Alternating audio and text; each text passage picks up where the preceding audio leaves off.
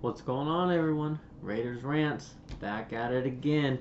Got another hype series. So after the first hype series of Uncanny X-Force, I jumped right into another super hype book.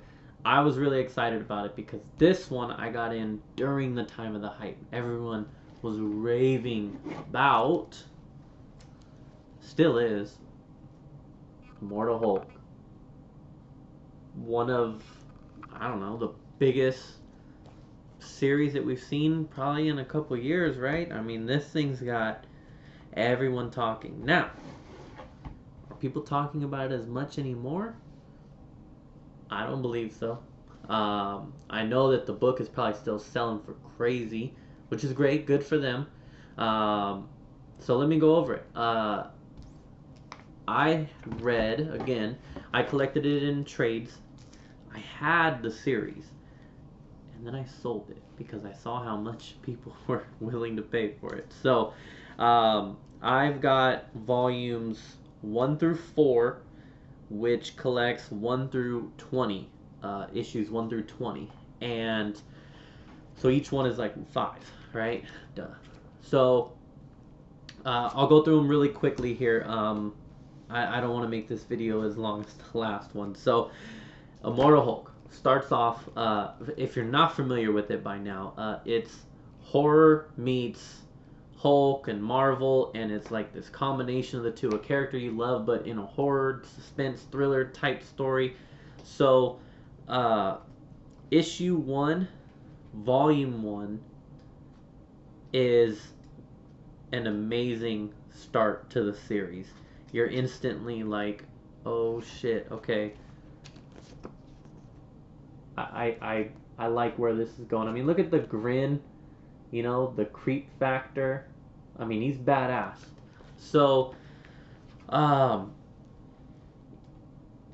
I don't even remember like the point in the sense of I think it just starts because it's just wrong place, wrong time kind of thing. So at night, Banner turns into this Immortal Hulk, and I don't even think he even remembers later like what has gone on really. But the first volume here is all about just him and this character Dr. Phosphorus, which you kind of get like a whole point of how it leads up to that. But the colors, I mean, hopefully it shows up, but the art is great. The story is great. You understand the whole suspense and horror aspect being mixed in with a Marvel character, so it's really cool to see. The art does jump around kind of a bit, and there's a couple parts where it gets kind of weird for me. But overall, it was super entertaining. I loved the horror aspect of it, and then you also get an introduction into Sasquatch, who's from I think Alpha Flight. Could be wrong, but I think it's Alpha Flight or something like that. Anyways, you get Sasquatch, and the two of them meet, and they have a little battle, and that gets pretty cool.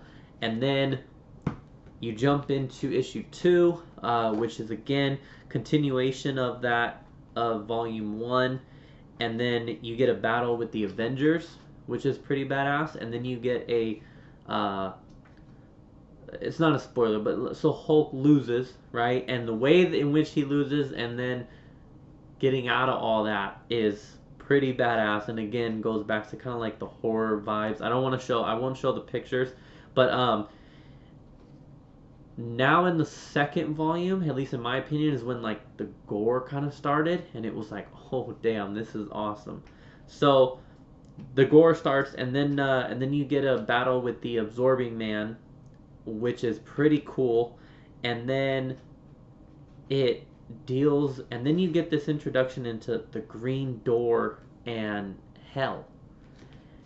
And so then we skip to volume 3, which is a continuation of the battle with Absorbing Man and being in Hell. And this is where the art really took off and where it really, really got crazy. Like the gore and just a couple of the scenes are like pretty awesome. But the whole part about hell and everything like that, this is where it started getting kind of weird for me. and I followed it along. I followed it along. It started to lose its luster. You also get a big story now with Doc Samson, um, and stuff like that. And then volume 4, which is now 16 through 20, you get continuing off of the Doc Samson thing, and then Rick Jones plays a part in this at this point. And I'm gonna be completely honest. Right here, volume 4, they do introduce Abomination at this point, but volume 4 is where I started to lose interest. Um, it wasn't as entertaining to me anymore. It started to lose the horror aspect to me. And again, this is just my opinion. I could be totally wrong, but I have heard a couple others say that uh, the series kind of lost its way. Now, after this point, I stopped getting the trades because I was gonna wait and see, did it get better from here or did it get worse from here? And I'll be honest, I haven't talked to anyone about it. So I've read through 20, which is still, I mean, there's a lot of issues, and that, you know, it was cool that it kept up being as good for as long as it did. But it did start to really just kind of bore me, and so I'd be interested in, you guys could tell me if you've read it. You know, after 20, if I've lost interest at 16 through 20, why should I go further? I don't even know what issue they're on right now, but I would assume there's at least one more of these trades, if not another, that's out by now. Um, they're not expensive, $15.99. If you get it from in stock trades, it'll be cheaper. But do I even bother? Is it a continuation of where it's at, or at a certain point maybe does it start to pick back up? You guys will have to let me know, because right now I don't. So I'll tell you. Does it live up to the hype? At the beginning, yes, it does. Volumes 1 and 2, totally.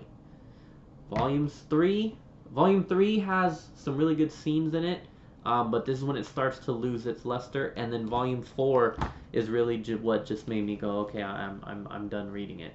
And I'll be done until someone tells me that I should think otherwise. So, great story, great start. Starts to fade after that, as most things do. So let me know in the comments below what you thought. This is one that I know a lot of people have read, so you tell me. Did you love it as much as I love it in the beginning?